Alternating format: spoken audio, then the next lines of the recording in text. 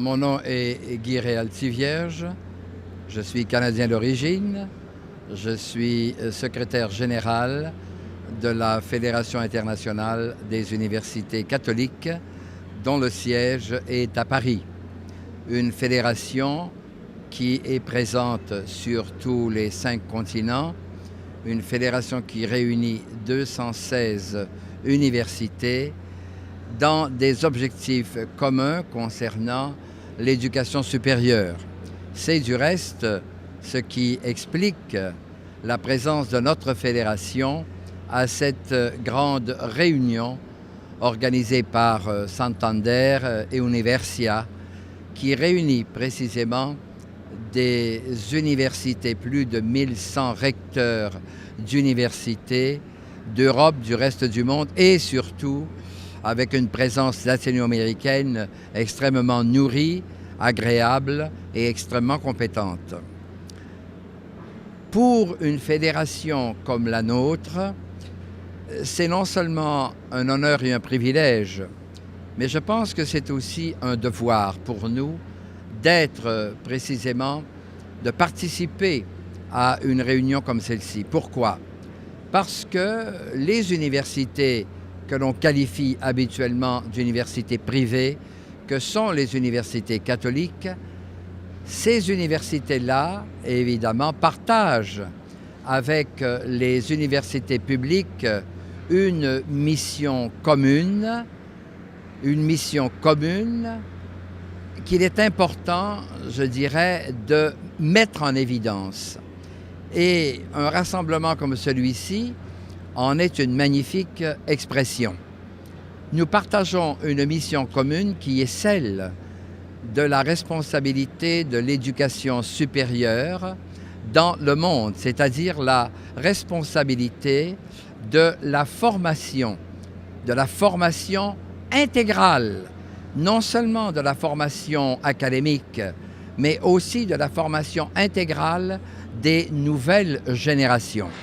Et ceci, nous le tenons en commun avec toutes les universités du monde. Chaque université doit être préoccupée précisément de la formation intégrale des étudiants. Ce qui nous spécifie en tant qu'université catholique, c'est précisément que nous vivons un engagement qui se réalise à travers une réelle incarnation, un engagement à nous positionner par rapport à un dialogue entre la foi, la culture et la science. C'est là une des grandes caractéristiques de l'université catholique. L'université n'est pas catholique que de nom. Elle est catholique précisément dans sa pratique. Elle est catholique dans sa vision de l'homme, dans sa vision de la société, dans sa vision des cultures, dans sa vision des rapports entre les pays, des rapports, je dirais, à la fois au plan de la culture, mais aussi même au plan social, au plan politique.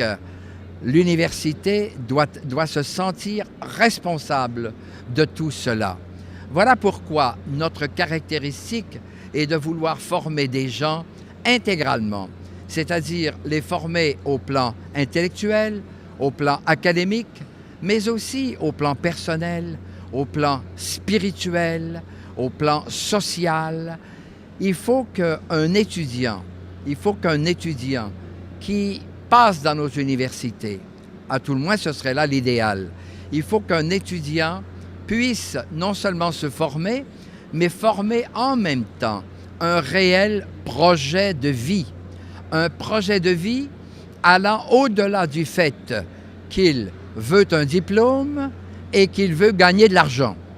Ceci est légitime, nous pouvons le comprendre. Mais il m'apparaîtrait bien triste de n'avoir comme projet de vie que cela, même si le diplôme est important, même si l'argent est important pour les évolutions de carrière. Nous le savons et personne ne le niera. Mais réduire le rôle de l'université à donner des diplômes et précisément pour une carrière lucrative, ce n'est pas là le but de l'université. Nous devons avoir des ambitions qui sont infiniment plus importantes, plus larges et qui voient beaucoup plus loin que tout cela.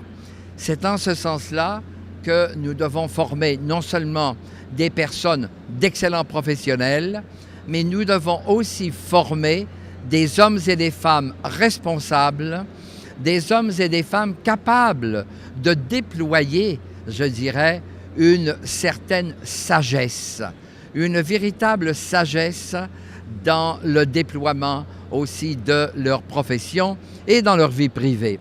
C'est là un des rôles importants de nos universités. Par conséquent, notre présence dans ce scénario international est une présence pour nous qui est tout à fait naturelle. Nous sommes évidemment reconnaissants aux organisateurs de nous avoir invités, c'est très clair. Mais en même temps, nous nous sentons chez nous précisément parce que nous partageons ensemble avec tous les participants à cette réunion, nous partageons, je dirais, un souci commun qui est le souci de l'éducation des jeunes générations.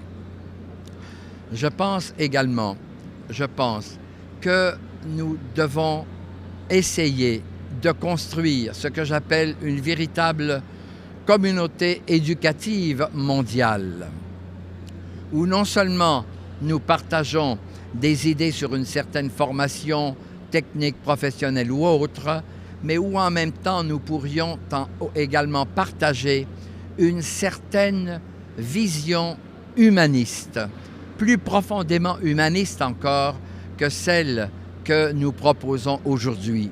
Nous le savons très bien, nous vivons dans un monde où, je pense, la personne humaine a été déplacée. La personne humaine doit être au centre de tout. Et très souvent aujourd'hui, la personne est à la périphérie et ce qui est au centre, c'est l'argent, le profit et l'économie. De grâce, ne laissons pas l'avenir du monde entre les mains des économistes. Non pas qu'ils ne soient pas de bonnes personnes, mais ce n'est pas l'économie qui va donner une âme à l'humanité. Ce n'est pas l'économie qui va nous donner des motivations pour vivre, des raisons de vivre. Ce n'est pas l'économie qui les donne, et quand elle les donne, elle ne les donne qu'un temps, et souvent, elle produit beaucoup de désillusions. Par conséquent, nous le savons très bien, pour nous, ce qui est extrêmement important, bien sûr que l'économie est importante, mais la personne est encore plus importante et que nos sociétés soient vraiment au centre avec la personne de toutes nos préoccupations. C'est là, je dirais, la mission de l'université et la mission de l'université catholique. Mais dans tout cela, je suis convaincu que nous devrions partager une vision plus profonde, je dirais, de l'université, autant avec les universités publiques que les universités catholiques. Malheureusement, très souvent, il y a énormément de barrières, il y a énormément de distance entre les unes et les autres. Et je le déplore profondément. Je pense qu'il nous faut apprendre à aller plus loin. Et je suis convaincu que si nous acceptons de mieux travailler ensemble, nous ferons bien, mais parce que nous serons ensemble, nous irons beaucoup plus loin. Et c'est ce message-là, je pense, qu'il faut donner dans un milieu comme ici. C'est ce message-là qu'il faut être capable de faire entendre à tous les acteurs de l'éducation, parce que tous ont une volonté de bien faire, mais tous n'ont pas les mêmes outils, tous n'ont pas non plus la même vision. Par conséquent, il ne s'agit pas d'en arriver, de marcher vers une pensée unique, mais il s'agit d'en arriver à partager quand même des valeurs qui sont communes et qui vont nous permettre de mieux cheminer ensemble. C'est ça, je pense, le véritable sens d'un rassemblement comme celui-ci, et c'est dans ce sens-là que, pour nous, c'est une occasion triée sur le volet parce que c'est une occasion où on peut, d'une certaine manière, un peu recharger les batteries, c'est-à-dire restaurer, dépoussiérer un peu notre idéal, et ceci nous redonne, je dirais, de la force pour être capable d'aller plus loin. Moi, je regarde toutes les personnes que je rencontre ici et je suis absolument convaincu qu'il y a énormément d'espérance dans les esprits et dans les cœurs. Il y a énormément d'espérance, mais en même temps, comment articuler mieux cette espérance-là pour donner un meilleur service, je dirais, comme universitaire, pour donner un meilleur service à nos sociétés et à l'humanité.